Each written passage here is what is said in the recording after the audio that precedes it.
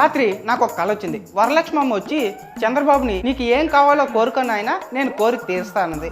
మన చంద్రబాబు నిజమేనా తల్లి, నేను ఏం అడిగినా నా కోరిక తీరుస్తావా అంటే నిజమేరా బాబు, నువ్వు ఏం కావాలో కోరుకో అన్నది.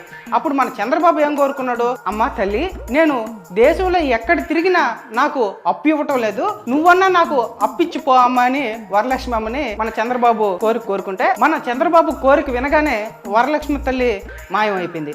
అయ్యా చంద్రబాబు, ఒక పక్క ఈ రాష్ట్రం అప్పు ఎలా తీరాలని మేము పూజలు చేస్తుంటే నువ్వు ఏకంగా ఆ వరలక్ష్మి అమ్మనే అప్పు అడుగుతావా? భలేవాడు చంద్రబాబు. ఆ తర్వాత మన పవన్ కళ్యాణ్ దగ్గరికి వెళ్ళింది. నీ కోరిక ఏంటో అడుగునైనా తీరుస్తాను అన్నది.